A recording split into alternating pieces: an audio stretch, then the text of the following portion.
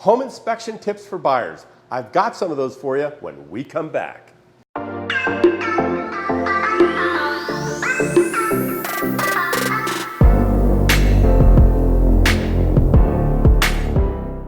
Hey, welcome to my YouTube channel. I'm Phoenix real estate agent John Cunningham with eXp Realty. And before we talk about home inspection tips for buyers, I just wanted to welcome you to my channel. Now, if you're just beginning the home buying process, a channel like this can be a great resource to you. So I encourage you, subscribe to my channel, hit that notification bell. That way I can keep you in the know when I've uploaded my next video. And by the way, I do that every single Thursday right here on YouTube. And hey, before we move on, I wanted to tell you about something I just rolled out called Moving Kit. Moving Kit is a program that I've designed to save buyers thousands on their home purchase. So check that out. I've got a link to that below. You can click on that, read that, sign up for it at no cost to you. It's going to save you a boatload of money when you buy your next house.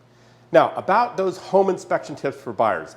Tip number one is get one.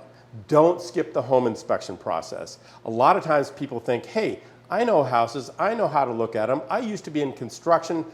I don't need a home inspection. But you know what? Home inspectors have oftentimes looked at thousands of homes. They can find trouble where you don't see trouble with the naked eye. So hire a home inspector, get the report, and then when they're all done doing that, you can examine the report and decide whether or not you want any other inspections to take place. Like you might want to have an HVAC or an electrician or a plumber come by if you find things in the general home inspection report. That way, when the contractor comes by, you can get pricing to get those repairs done. Now, after we've gotten all the reports assembled and we have got all the pricing for the repairs, we can submit our buyer's notice to the seller. When we do that, we're going to put in writing the things that you want the seller to repair. Then the seller is going to look at that and they're going to decide what they want to fix, if they want to fix it, and which things they may or may not want to fix. Then you're going to decide whether or not you like their response. Now, if they said they'll fix everything, the inspection period is over and we just move on with the rest of the home buying process.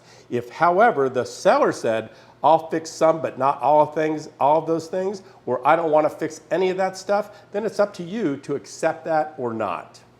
Now, one of the things that I love about the home inspection process is it gives us as agents an opportunity to go to bat for you again and sweeten the deal. Here's what I mean. You've agreed to a price, but now you've had a home inspection. Maybe you're handy. Maybe your father or your brother is handy. Maybe somebody who you know is able to fix some of the things that came up on that report. But we've asked the seller to fix those things, and maybe they've agreed to, or maybe you can give them another option. That would be to give you a credit towards your closing costs in lieu of making some of those repairs. It's a great way to decrease the amount of money that you have to come out of pocket with when it's time to close. So those are some of the home inspection tips that I have for buyers. Now, don't forget to sign up for Moving Kit. In the meantime, thanks for watching this video. See ya.